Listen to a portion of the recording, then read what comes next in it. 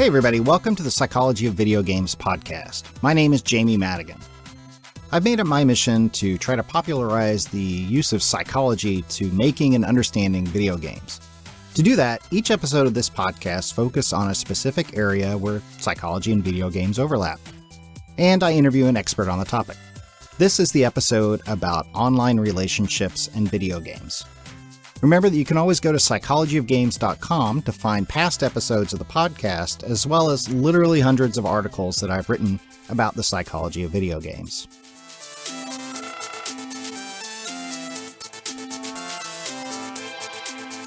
A few weeks ago, I was invited to the Annapolis Book Festival to talk about the book that I had just released.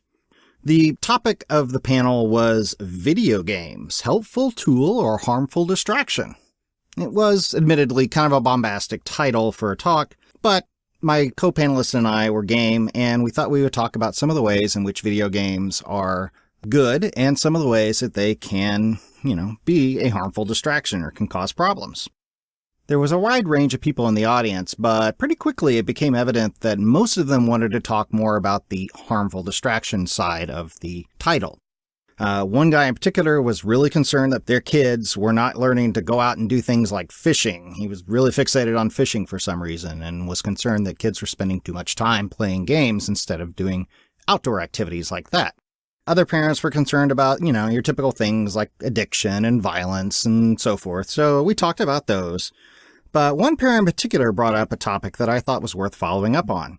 She was concerned about her son, who was spending a lot of time playing games online and who had developed a lot of close friendships with the people that he played with. And her concern was that his social skills were being stunted and he wasn't having the opportunity or wasn't taking the opportunity to go out and develop relationships with people face to face in his community and, people that he could physically interact with and not just online or through video games.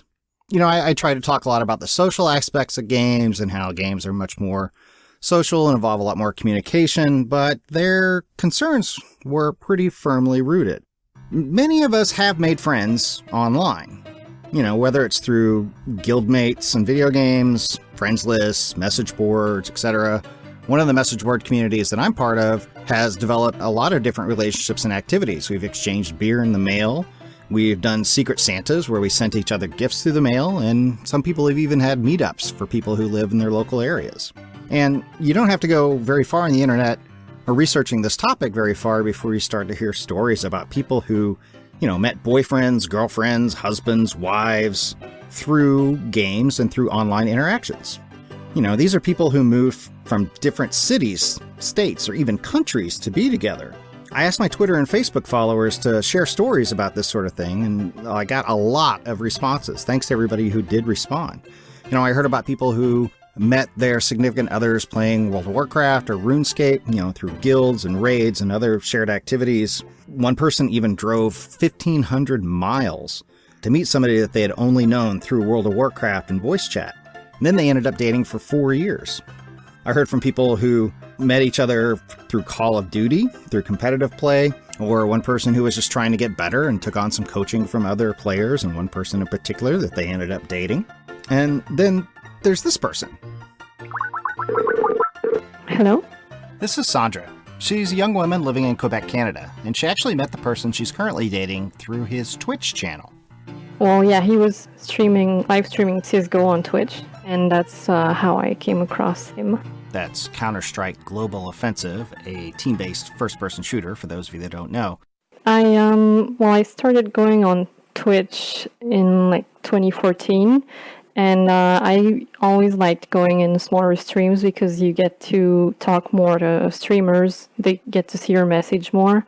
So I made some friends through that, and one of the streamers I was friends with, he told his viewers to go watch my boyfriend. So that's how I came across his channel, and I started watching him and talking in chat with him, and we became friends through that, and then we started playing CSGO together, since that's the main game he was playing, and it was a game that I did like playing. Sandra says that as they played more CSGO, she said they talk about the game a lot because that's what you do. But she said they also would just kind of talk about random stuff that was going on in their lives, like what they had for dinner or things that they had seen during the day or things that had happened to them. And little by little, we kept talking more, and eventually we started messaging each other outside of the gaming context and just text messages, just to talk about, again, random things. I guess it's the same as when you meet someone face to face and you get to know them. You start asking them questions a bit more about themselves, and not only just, oh, did you see that movie that came out recently? It's more like, hey, what are you studying? What do you like to do? Even talk about like each other's families and stuff like that, just to get to know each other better. And I think that's where the transition happened, because we got to know each other on a different level. So this made me think actually of something that I've read in the past about how people interact online and how relationships develop. Specifically that a lot of times it's easier to open up to somebody and talk to them candidly if they're not sitting there right in front of you. You know, if they're on the other end of a computer or some other internet-mediated device, that you don't necessarily have to worry a whole lot about every little nonverbal reaction or how they're going to react. And it somehow just feels safer to be able to open up and talk to somebody more candidly. I asked Sandra if this was her experience and if this came into play, and she said that, yeah, definitely it did. What I've noticed for sure, and we actually discussed it together a couple times, is that in a relationship where you meet the person face to face, I guess it's harder to open up right away. While when you talk to someone online, for some reason, maybe it's because we don't see each other's faces and it's a bit more anonymous, maybe. I'm not sure how to explain it, but you open up faster. And well, through all the Skype calls we had, we actually got to spend more time together than other people who are trying to, get together by seeing each other face to face. I've been on blind dates before, and there was always this idea of, I want to make a good impression, I want to smile, and I'm always thinking of what I'm going to say. While when you start talking to someone online, it's a bit more laid back, and I guess you can be more natural and, again, more open. So beyond that, Sandra says that they do things that most couples do. They help each other out, they help each other with school assignments, they hang out, they talk to each other about their day, they vent, they listen, all that sort of stuff. Who knows what the future holds? When you're a young Canadian gamer, the whole world, including the internet, is wide open in front of you. They seem like a nice couple. So, clearly, some relationships born from online interactions, even those in video games, can be good. But these are only a few data points. Was that woman at the book festival's concern legitimate about the bigger picture? Are online relationships good for anything, generally speaking? Or more specifically, do they substitute well for offline relationships? On the other hand, are they better in some ways than offline face-to-face relationships? And what can game designers and community managers do to enhance them for players? What exactly does the research say about computer and game-mediated relationships? Well, online friends can really be a great source of support. Some of my friends from World of Warcraft, I would consider some of my closest and dearest friends, but they are not necessarily a substitute for face-to-face relationship. That's going to be the topic of discussion in the interview portion of the podcast coming up in just a minute. Before we do that, though, let me just share a quick word about my Patreon campaign. Patreon.com is a system that allows you to easily and safely kick $1 or $2 my way every month to help the podcast and the website and all the other content that I create going. It's real easy to do, and I've set up some rewards that will get bonus content, and backers get early access to podcasts without any sort of ads included in this thing I'm doing now. So head on over to patreon.com/POG, that's for Psychology of Games, and see how you can help out. Thanks.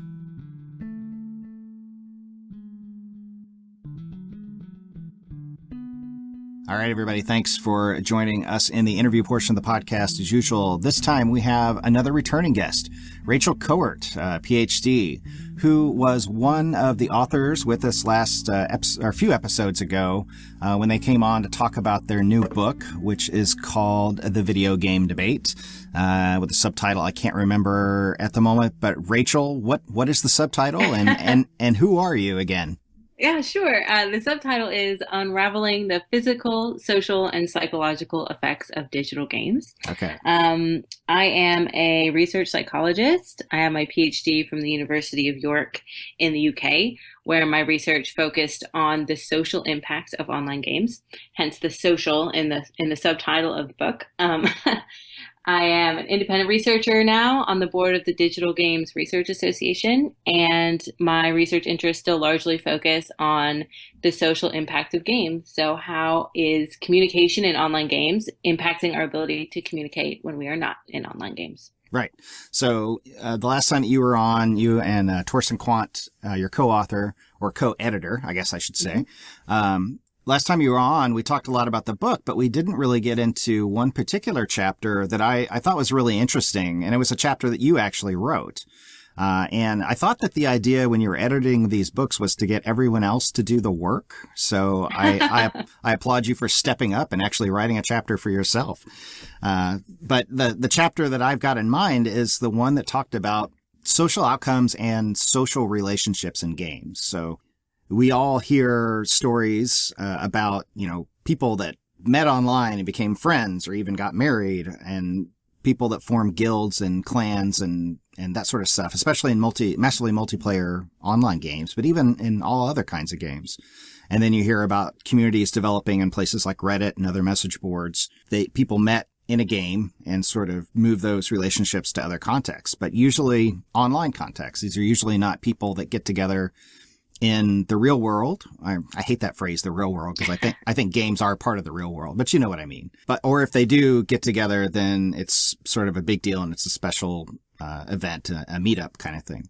This is an area of research that's interesting to me because I think psychology is interested in relationships, interpersonal relationships, and communication and the values that they have. And there's always the sort of the question of like, well, is my husband, my wife, my kid, my friend, like wasting their time interacting with all these people online? Are they losing the ability to form important relationships with people around them in the physical world and so forth? So that's kind of what I wanted to talk about today. But to start, it's been a while since I was really into, like massively multiplayer games. Like a lot of people, I was super intensely into World of Warcraft for a period, and developed some relationships there. But why don't you kind of tell us, like, what kinds of relationships are we talking about? What are some of the common examples of interpersonal relationships that people form through games, and of the kind that you like to study or are interested in? Yeah, so if you talk to gamers and you ask them that question, you will get a lot of different answers. But basically, they can be broken down into, I would say, three categories. The first is the gaming only category. So you kind of mentioned this. These are people you play games with, maybe your guildies, and you only interact with them when you're playing games. Mm-hmm. So you may play multiple games with them. You may take your WoW friends to Diablo or whatever it may be, but you are not taking them offline. So the other option is you are kind of switching contexts. So this is what we call modality switching. So it's either taking your online friends offline, like meeting your guildies at BlizzCon, which I got to do a few years ago and it was awesome, or taking your offline friends online. So, for instance, I played a lot of World of Warcraft as well, but only because my brother incessantly nagged me for like a year to do it. Until I did. So this is actually a more common situation than the first one. It's far more common for people to bring their offline friends online than, as you mentioned, take your online friends offline. But the most common friendship is the first kind, the online only friends. Okay. Are those relationships different from the others, or how, in terms of the way that people interact? And well, they are different in terms of if you're asking about the online friends you make in games versus the online friends you make in other online spaces, like you mentioned Reddit. They're definitely different, and this is because of the nature of this space. So online games are shared, playful spaces, right? We're doing things together and we're having fun. And because of this, because of the fact we have these shared activities in this kind of persistent world, long-lasting friendship bonds form that are sustainable over time. You always have something to do. You always have something to talk about. I like to quote Yi. Yi talked about this way back in 2002, and he's been on the podcast as Yep. well. Yes. He said that the bonds between co-players are, quote, emotionally jump-started. So because we're playing these games, and these games often have stressful activities, you're fighting a dragon or you're navigating a dungeon, basically you learn who you can trust before you get to know them. So friendships work backwards. So you realize who's trustworthy, and then you begin to talk with them and develop close friendships. So like if you're trying to get a raid together and you notice that one person is consistently unreliable, that person is less likely to form a close relationship relative to the people who always, show up and are fun to play with and supportive. Huh? Exactly. Yeah. So yet another reason to show up to the raid on time. Yeah, right. With prepared with the gear and the consumables. That's what I was going to say. Okay, and then so relationships that form on message boards or other places like that are different in that you don't necessarily have the interactivity or the same types of interactivity, and you don't get to know. Because I feel like there's a couple of message boards that I frequent, and I feel like I know some of the people on there pretty well because we talk about not just games, but, politics and things going on in our personal lives and all that sort of stuff. Mm-hmm. But it sounds like by and large, those relationships are going to be different in that they're not going to have that sort of emotional jumpstart that the online relationship, that the game-based relationships have.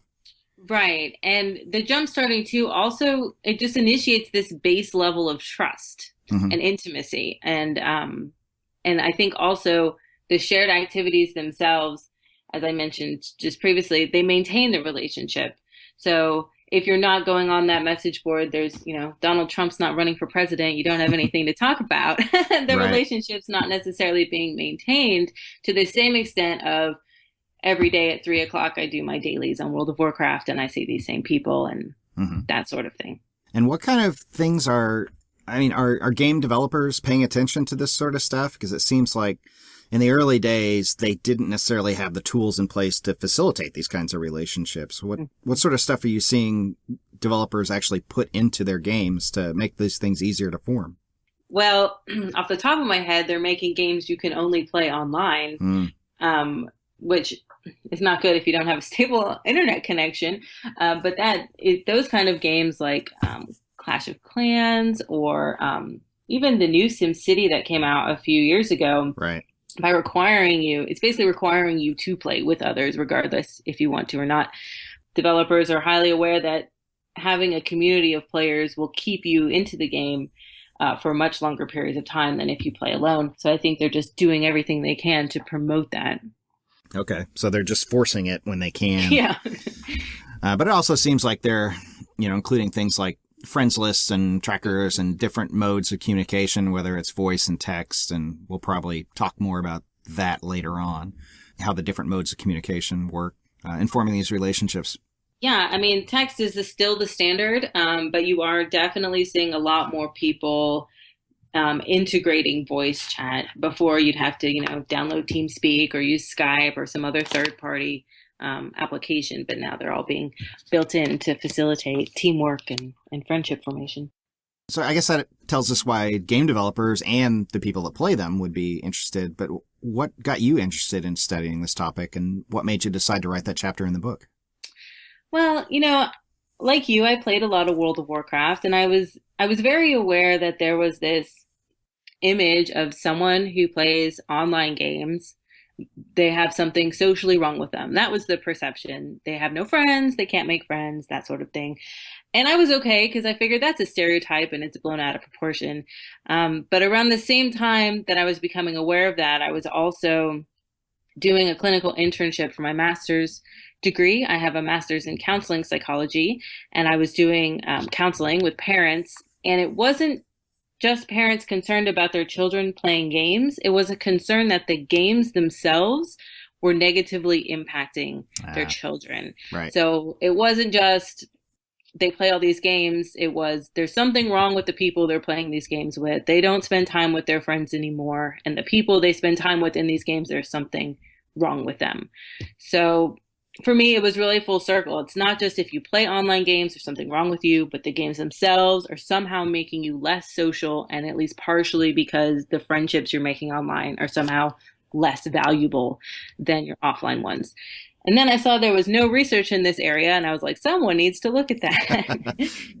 That's a perfect combination of a contentious and widely held belief paired with no research. That sounds like a good recipe for getting attention and getting some research done. So yeah, that does seem to be the concern that I hear a lot. Whenever I go to talk or end up talking with some parents and friends of mine and my wife's who have kids that play games, and they find out that I study psychology of games and write about that stuff.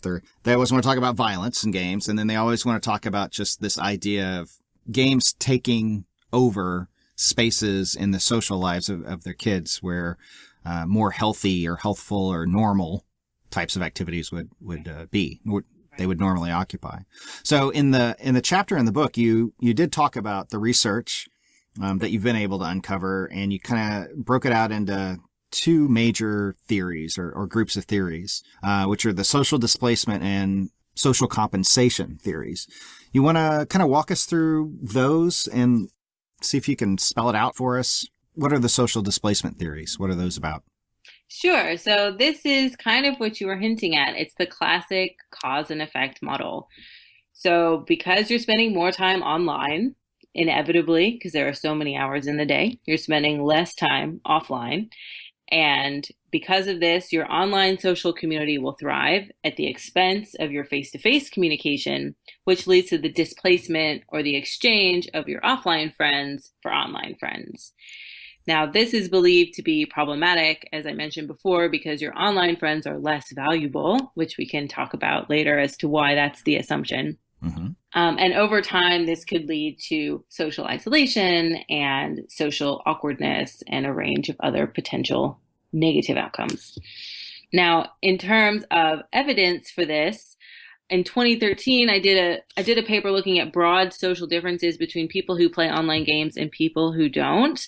And there was What does that mean, broad social differences? I looked at number of reported friends, number of reported good friends, their average levels of social support, and their self-reported levels of social ability. So This is self-report data, so that has to be taken with a grain of salt. Sure. But between people who said they play online games and people who say they play offline video games, never online, and people who do not play games, there were no differences in any of these measures. Huh. So this isn't to say categorically that social displacement effects don't exist.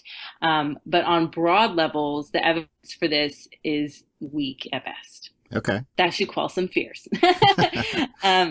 Now, on the other hand, we have social compensation theory. Now, this is a bit more of a positive theory. The argument here is that online gaming spaces are socially accommodating. So you are visually anonymous. Maybe you're using text-based chat, which really gives some opportunities to craft your responses and kind of put your best foot forward. And because of these various accommodations, they're particularly desirable for people who maybe have low social resources. So people with fewer. I like that phrase, low social resources. Yeah, that's exactly what it is. Unpack that for us. What does low social resources mean? Right. So fewer friends, maybe lower social skills or higher social anxiety, people who are depressed or socially isolated. It could be a range of things. So because of any one of those number of things, people are drawn to online games. They may gain social success there that they maybe don't achieve in offline contexts, and then they play at an increased rate. So the argument here is that if you find relationships between play and negative social outcomes, it's attributable to a pre-existing X, Y, and Z, not the classic cause and effect model. So this theory isn't really saying that the relationships are bad, but rather people who have low social resources use them for social purposes. So instead of the video games causing these relationships to form, it's a third factor, the lack of social skills and social resources that cause people to gravitate towards environments where what they do have, it works better for them. Correct. Exactly. Okay. So yeah, when I read that part in the book, I drew kind of in the margin like a little guy with, crossed eyes and who is sort of hammering on a keyboard saying like, well, this group of theories just sort of assumes that if you have a lot of online relationships and you spend a lot of time interacting with people online, that means that you can't do it offline, or that you don't have what you need to have those healthy and successful relationships offline. Is that an unfair doodle that I made in the margin of your book? Oh, I think it's definitely unfair, but Okay. that is the argument. It seemed to be. Yeah. That at least that was what was spelled out. Okay, so that relative to the social displacement, which is that people might be capable of having these relationships in meet space, but they choose for whatever reason to have them in online spaces, and that sort of crowds out the opportunities to develop them otherwise. Correct. So was this research being done in the context of video games, or was it just being done in the broader context of like online, internet mediated or computer mediated relationships? Exactly. So this definitely draws from the work of Kraut and kind of the older work from the early 2000s, looking at just the power of the internet and social interaction. But it so nicely fits into the work with online games because so much of online games is social. Like you said, everyone asks you about the social impacts, but these theories had not yet really been taken over into this area of research until maybe the last 5 years or so. And what is that research that looks at games explicitly finding? This is the best part, Jamie. You'll like this. Hit me. It's all about the interpretation. So the more I dug into the research, the more I realized that whether the researchers arguing for displacement effects or compensation effects entirely depends on their theoretical viewpoint. So a lot of this work is correlational, right? Looking at patterns, or it's looking at broad differences between groups. And if I see that if you play online games more, positively, or I guess negatively correlates with being lonely, I can say, okay, if you play more games, you are more lonely. And I could just as easily argue that that's a displacement effect or a compensation effect without, the support of longitudinal research. You could really argue either way. Okay. So I would say the research was completely split down the middle, just depending on whether the researcher was taking a more positive kind of compensation approach or a more negative displacement approach. And in a way, that's not surprising because that's often how science works. You get a model and then you look at data, and if the data are predicted by the model, then you throw up your hands and say, hooray, my theory is correct. But in the case like this, where there could be different models that are not necessarily compatible with one another, they both could still explain the observed data, and both could be quote unquote correct until something better comes along. Right, exactly. And has anything better come along? Well, in the chapter, I argue that there may be something better that should come along because there's so much evidence for compensation and displacement, and really no middle ground was being discussed in the articles that I was finding, which seemed odd to me because I feel like that the more you read, the more you realize they may be working together in a singular model instead of being mutually exclusive. So I propose what's called the cycle model of use. So basically this proposes that social compensation motivations, so a low social competence or a high social anxiety, may initially motivate the use of online games. Then through involvement, you may experience displacement because at the end of the day, there are only so many hours in the day. And this could in turn further discourage offline interaction. You could maybe lose some of your offline social networks while you're gaining online social networks, which in turn could exacerbate the motivating factor, such as increased social anxiety, because now you're interacting less offline. So maybe now you feel even more anxious about doing so, despite the fact you're having social success in online spaces. Okay. Now, this is largely theoretical because the longitudinal work in this area is relatively limited. There have only been a couple studies, but it seems like this is something that people should be considering rather than taking a simply black or white approach to this research. And I'll put up a graphic of that model that you're explaining. But so just to make sure I understand it correctly, essentially people start interacting with others online, and maybe they do that just because the opportunity presents itself, or maybe they do it because they're avoiding social situations where they feel awkward or incapable of having a lot of success.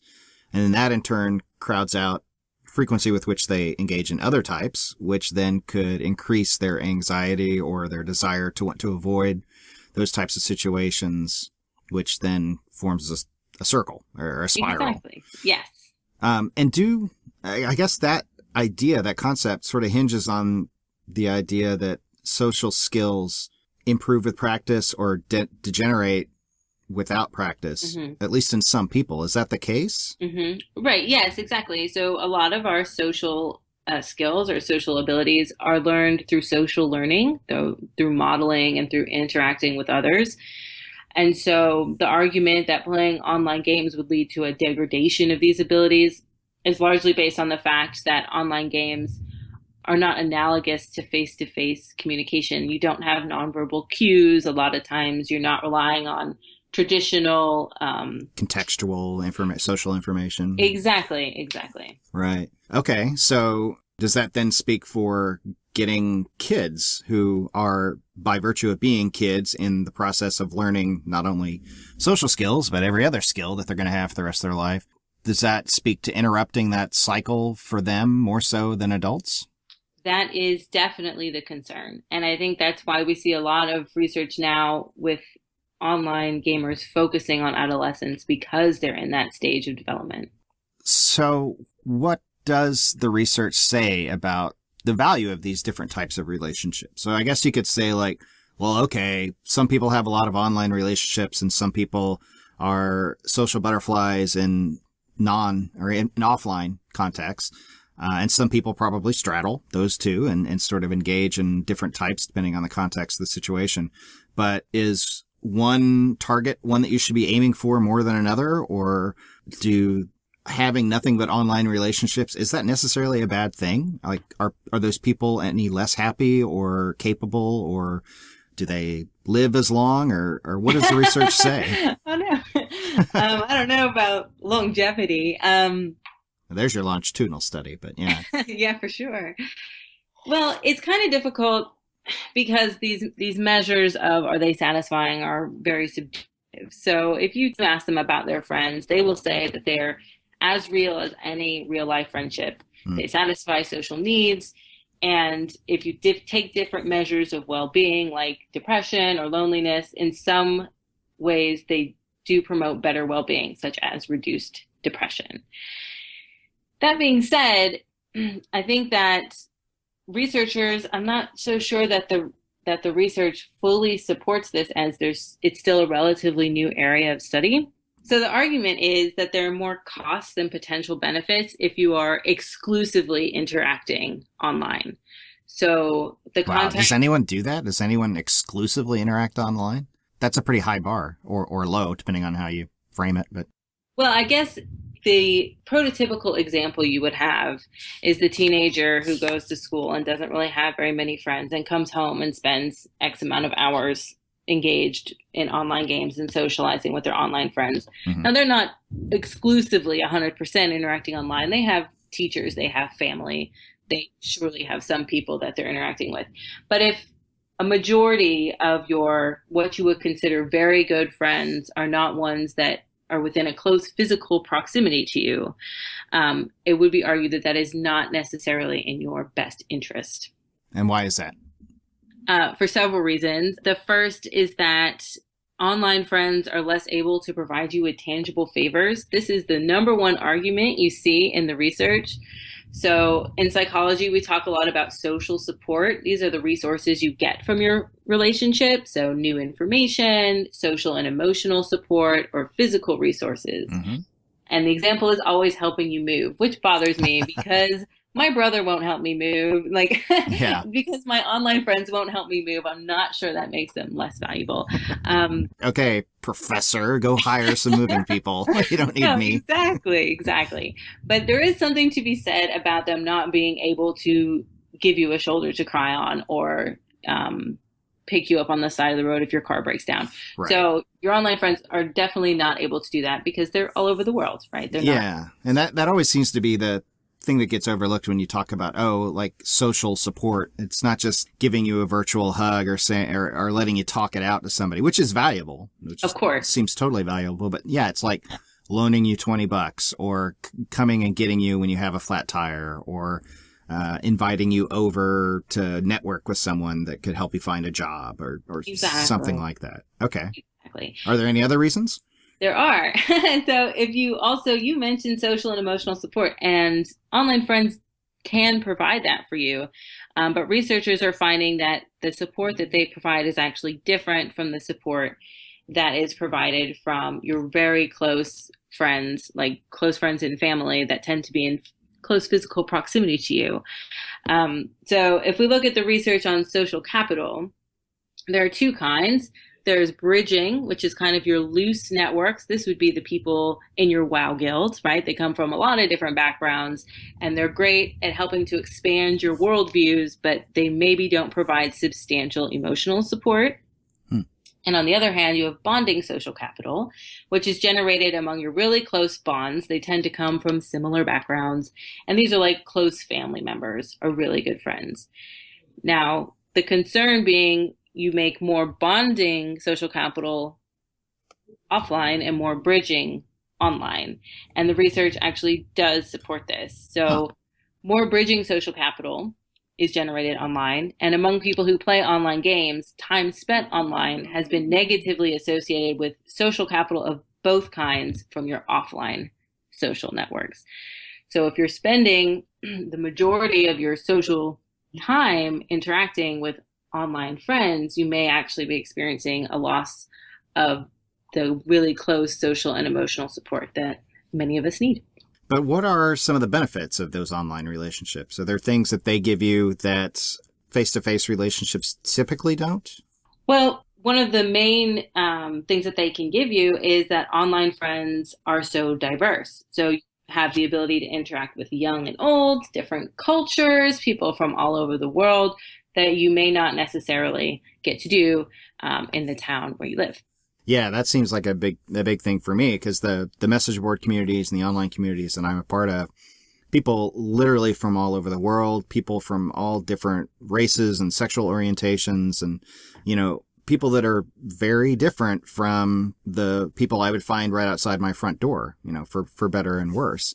And that does seem to be something that is interesting to me, and something that I call upon a lot, when I ask people what's going on or for a different viewpoint. And it does seem like it's something that has improved me, at least in my outlook on life. Right, definitely. Props for online relationships there, at least. Yeah. And I mean, there are also other benefits. For instance, because online friendships are so good at promoting intimacy, they can be great resources for like a sounding board of what's going on in your life without the social repercussion of it coming back to your daily life. So there's less risk involved. Exactly. So if I have a problem with my best friend at school, I can go and talk to my online friends without fear that it's going to get back to my best friend at school. And that, I imagine, is especially true when you are anonymous, or when people at least don't know like a whole lot about you, or like you said, are unlikely to, their social spheres are unlikely to intersect with yours in other areas. Exactly. And that can really be a key resource for someone who's maybe experiencing bullying, or someone who's feeling particularly isolated in their environment. So it sounds like there's pros and cons. As always, right? Yeah, to either kind. And seems like a mix of those two would be ideal. Right, exactly. So what advice do you have for people concerned that they or somebody they know is spending too much time with online relationships and not enough time offline?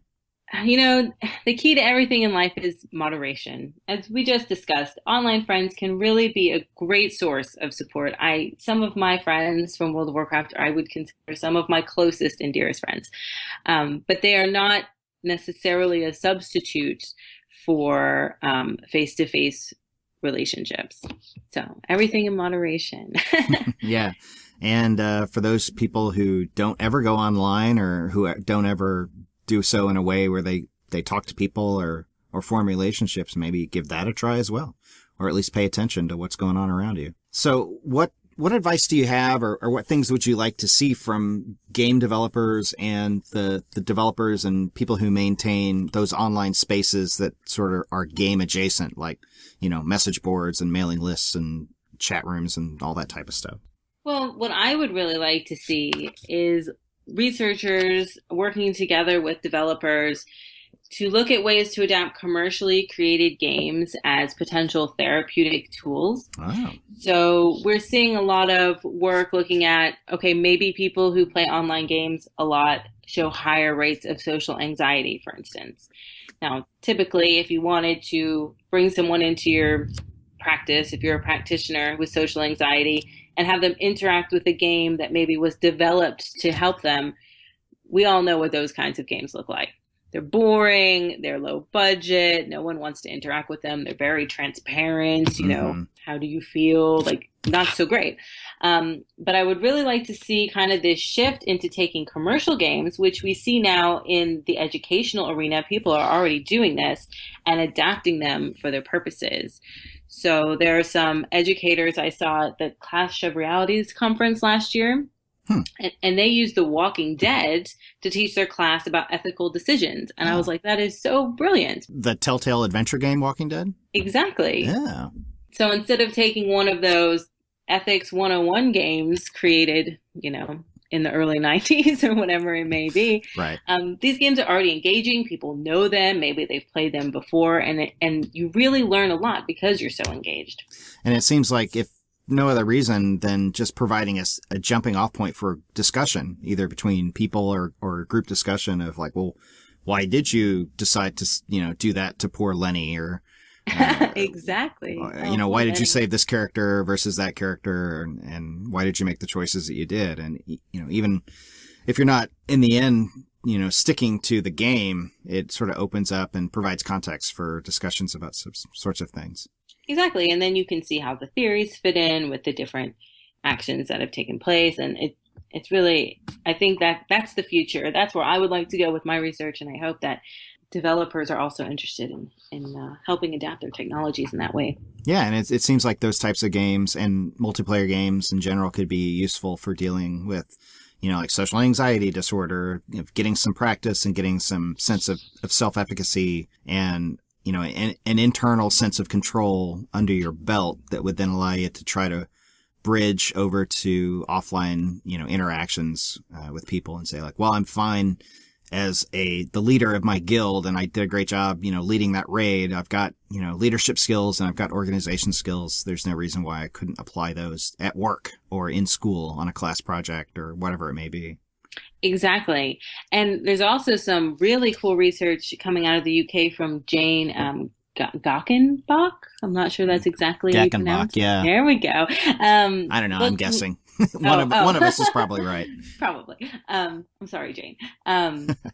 But she's looking at how vets who return home after serving combat use video games to help regain control in their recurring nightmares, which I think is really fascinating. So by working together with teams in these online games and basically conquering these in-game tasks, she's finding that they feel they're better able to take control within recurring nightmares, which is a common symptom of PTSD.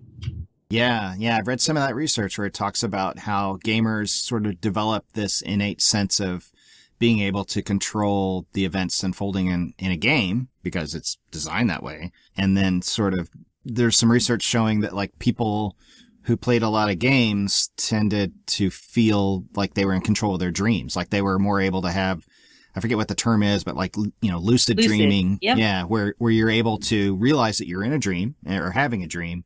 And you don't wake up, but you can consciously affect the content of the dream and the way that things go. So, yeah, that seems like a great way to deal with stress and night terrors and all that type of stuff. That's fascinating. So where else do you think that this research could go in the future? If you could design any sort of longitudinal study or big budget study on this topic, what would it be? I would really like to follow people who use mediated communication over like if this is a dream, okay, let's say 20 years. And mediated communication just meaning online communication or? Correct. Okay. Yes. And across different avenues. So look at the people who communicate through online games, our chat rooms, those are still a thing, online forums, and look at the ways in which this communication is impacting their social and psychological well-being. Because I have just a hankering in the back of my mind that we would learn a lot about how these different modes of communication potentially positively and negatively impact people. Well, there you go. Any big grant holders out there, they can get in touch with you and follow up on that. Yeah. How do you think that other emerging technologies, like especially VR, virtual reality, and mobile gaming and mobile technologies affect this type of research and the way that online relationships affect each other? Yeah, well, mobile technology, there's this great quote from Sally Quinn. She calls it the martini effect. Basically, we can be online playing games anytime, any place, anywhere. So that has definitely impacted at least the concern that people have as to, oh no, if online games are bad in some way, now they can play them on their phones, they can play them anywhere. Yeah, you can't just tell your kid to get up and go outside because then they'll just play games on their phone outside. Exactly. My parents' strategy will not work with the children of today. So I think that that's definitely one thing to consider. Virtual reality is another because this is a far more immersive technology than we have now. And as graphics keep improving and the AI we're interacting with begin to pass the Turing test, we're only going to have more questions as to how this is impacting us socially. Yeah, and I wonder, VR, that does seem crazy. If it ever gets to the point where people can comfortably, stay in VR for hours on end, it starts in many ways to resemble offline interactions because you have things like nonverbal cues that could come into place, and you can see where people are relative to others, and you can interact with, multiple people at the same time. And there's been some research about lessons that we've learned about others' interpersonal space and eye contact and like how you orient yourself. Those habits and those expectations carry over into VR space. So it is almost like a blending in some ways anyway of the two worlds. That's exactly right. Yeah. So somebody get on that. Somebody research that. Yeah. So if somebody were more interested in finding out more about the research that you've talked about or finding out about you, where could they go on the internet to do it? Yeah, to learn more about me, you can go to my website, which is rkowert.com, which is rkowert.com. And for more about this research, you can pick up a copy of the book, The Video Game Debate, Unraveling the Physical, Social, and Psychological Effects of Digital Games. It is available on Amazon. All right. Have you been playing anything lately? I have not been playing anything lately, but I am really looking forward to Final Fantasy 15. Ooh, when's that coming out? Oh my God, soon. I don't know. I think like October, maybe. Okay. Oh, yeah. And then there's the reboot. There's a Final Fantasy 7 reboot too. Yeah. The 7 was the one that got me into the series. I played like the PC port for that back long time ago, and I stuck with the Final Fantasy. I played them all until, is it 13? Which was the one like before the MMO? Whichever one that was. 10? Well, 11 was an MMO. Okay. Well, then I think I played 12. Maybe 13 was one too. 12 was good. Yeah. I think I skipped the MMO and then I played 12 and then just sort of dropped off after that. It's like, wow, I feel, because I sort of did them all like within a compressed set of years. So like, and those are big games. So I was like, I think I'm done for a while. Well, I did. 14 was a while ago and it wasn't very good. So I'm hoping that 15 will make up for it. Yeah. Yeah. And, so the Final Fantasy, and what was the other thing you said? Civilization. There's going to be a new Civilization. Civ 6. Yeah. Yes. That's going to be great. That'll eat up some time. For sure. Yeah. I've been playing a lot of, Dark Souls 3. Because I hate myself. No, it's not that bad. I played all those games except for Demon Souls, which is sort of the obscure original one. But I've been enjoying it a lot, and it's funny kind of talking about interpersonal relationships and computer and game mediated relationships, because in that game, there's a multiplayer aspect to it where you can duel with other players. You can invade their game and try to kill them, and they can try to fight you off, and they can summon like people to protect them and help fight. And it's interesting how like there's this culture and mores and sets of expectations about like how you interact with each other when you duel. Like, when is it acceptable to like heal yourself in a duel? And when is it acceptable for three people to gang up on one invader, and like even down to like where you're supposed to like turn to the person and bow to them before you begin fighting in earnest. So it's just kind of weird how these, this culture has developed and these sets of expectations have grown up around that. And then sometimes it completely falls apart, and somebody will be polite, and then 4 players will gang up on them all at once.